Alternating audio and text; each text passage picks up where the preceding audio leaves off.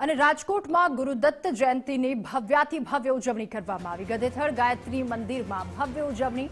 મુખ્યમંત્રી ભૂપેન્દ્રભાઈ પટેલ આ મહોત્સવમાં હાજરી આપશે। મોટી સંખ્યામાં ભક્તો લાલદાસ બાપુના આશીર્વાદ લેવા માટે પહોંચ્યા। સ્થાનિક ધારાસભ્ય સમાજ આગેવાનો પણ આમાં હાજર રહેશે।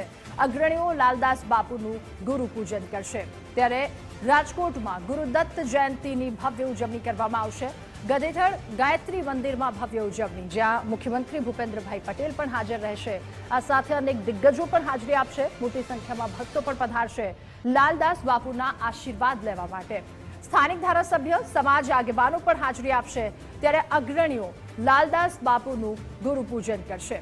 ત્યારે ભવ્યાતિ ભવ્ય મહોત્સવનું આયોજન કરવામાં આવ્યું છે। રાજકોટમાં ગુરુદત્ત જયંતીનું ભવ્ય ઉજવણી, જેમાં કેટલાય શ્રદ્ધાળુઓ ઉમટ્યા છે। ગધેથળ ગાયત્રી મંદિરમાં તેની ભવ્ય ઉજવણી કરવામાં આવશે, જ્યાં મુખ્યમંત્રી ભૂપેન્દ્ર પટેલ કે જેઓ આ મહોત્સવમાં હાજરી આપશે। આ સાથે મોટી સંખ્યામાં અહીં ભક્તો ઉપસ્થિત રહેશે। લાલદાસ બાપુના આશીર્વાદ લેવા માટે તેઓ પહોંચ્યા પણ છે।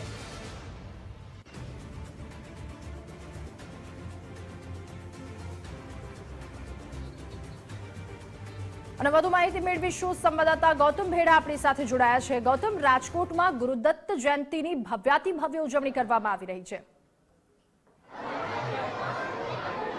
જે ચોક્કસ રાજકોટ જિલ્લાના ઉપલેટા તાલુકાના જે ગધેથળ ગામ છે, ત્યાં ગાયત્રી આશ્રમ આવેલું છે કે જેને લાલદાસ બાપુની જગ્યા પણ કહેવામાં આવે છે ને અહીંયા ભક્તોની મોટી સંખ્યામાં હાજરી જોવા મળી।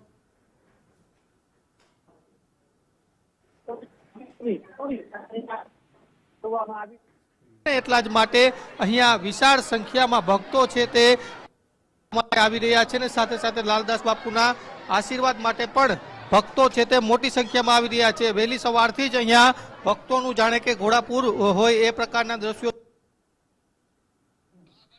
જી ગૌતમ, આભાર આપનો તમામ વિગતો સાથે જોડાવા બદલ। તો અગ્રણીઓ લાલદાસ બાપુનું ગુરુ પૂજન કરશે। મોટી સંખ્યામાં અહીંયા ભક્તો આશીર્વાદ લેવા પહોંચ્યા।